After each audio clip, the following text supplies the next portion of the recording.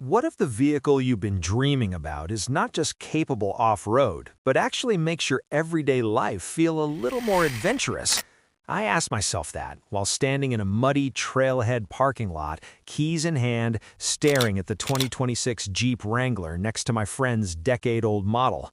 We had spent the week rotating between them, crawling over rocks, splashing through creeks, commuting through downtown traffic, and even sleeping under the stars with the top down.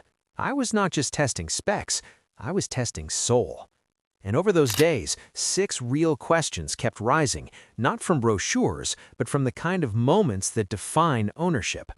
Can it really go anywhere without needing a support crew? Does it still feel like a true Jeep, or has it gone too soft for city life? Is the cabin livable for daily driving, or just for weekend warriors? How does it handle rain, snow, and potholes when you're just trying to get to work? What is new for 2026, and does it matter when you're covered in mud at sunset? And after all these years, is it still the one vehicle that makes you smile every time you turn the key? If those sound like your questions too, then you are exactly who this review is for. Hey, welcome. This is not a glossy ad. It's a real, honest take from someone who has driven Jeeps long enough to know what matters. No sponsors, no scripts, just 10 days of dirt, water, deadlines, and one beautifully stubborn SUV. Now, let's talk about the 2026 Jeep Wrangler. First, the capability, because that's why the Wrangler exists. The 2026 model keeps its solid front and rear axles, full-time four-wheel drive, and available locking differentials. These are not retro touches, they're real tools. The Rubicon trim still offers 33-inch tires, 4 inches of suspension lift, and approach departure angles that laugh at boulders. I took it on a trail that chewed up modern crossovers like snacks. The Wrangler just crawled over it. No drama, no panic, just steady progress. The standard 3.6-liter V6 makes 285 horsepower and delivers smooth, predictable power, but the real star is the 2-liter Hurricane Turbo, making 270 horsepower with better fuel economy and more low-end torque, perfect for rock crawling and highway merging alike. Both engines pair with an 8-speed automatic that shifts smoothly even under load. But the magic isn't just in the hardware, it's in the design. You can still remove the doors, fold down the windshield, and take off the top. That's not nostalgia, that's freedom. On a warm evening, I drove home with the top down, kids laughing in the back, wind in our hair. That's not something any other SUV can offer. Now, the ride.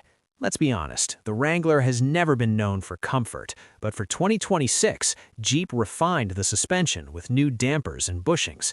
The result is a ride that is still firm, but less punishing. Potholes and expansion joints are muted, not magnified. Highway stability is improved thanks to better aerodynamics and revised steering calibration. It's not a luxury sedan, and it shouldn't be, but it is now livable for daily commutes. Even my wife, who usually hates bouncy trucks, said it was comfortable enough for school drop-offs and grocery runs. That's progress. Inside the cabin, Jeep keeps things simple but functional. The dashboard is upright with physical knobs for climate and volume. No digging through menus to turn on the defroster in a snowstorm. The infotainment screen is standard at 8.4 inches or optional 123 inches, both supporting wireless Apple CarPlay and Android Auto. The materials are durable, water-resistant, and easy to wipe clean. Spilled coffee, muddy boots, dog paws? No problem. Rear legroom is decent for a compact SUV, and the rear seats fold flat to create a surprisingly usable cargo area. I hauled firewood, camping gear, and even a bike with the front wheel removed, all without removing the hardtop. Tech that actually helps. The available forward-facing camera shows the trail ahead when climbing steep rocks. The disconnecting front sway bar on Rubicon models increases wheel articulation with the push of a button, and the standard trailer sway control makes towing a small boat or utility trailer stress-free. Safety is basic but present. Every Wrangler includes automatic emergency braking, blind spot monitoring, and rear cross traffic alert. Not as advanced as some rivals, but enough for city driving and highway merges. During a rainy commute, the system warned me when a car drifted into my lane. Gentle but effective. Now, what's new for 2026? Not much on the surface, but underneath, Jeep added more sound-deadening material, improved the HVAC system, and upgraded the interior lighting. The optional LED headlights are brighter and more precise, and the new exterior colors like Hydro Blue and Sarge Green give it fresh personality. But the soul remains unchanged. This is still a vehicle built for people who value freedom over convenience, adventure over polish, and authenticity over trends. So, is it still the one vehicle that makes you smile every time you turn the key? Absolutely. On day 7, I drove home from work, stuck in traffic, exhausted, frustrated. Then I turned onto a dirt road, dropped the top, and let the wind clear my head. By the time I pulled into my driveway, I was smiling again. That's the Wrangler effect.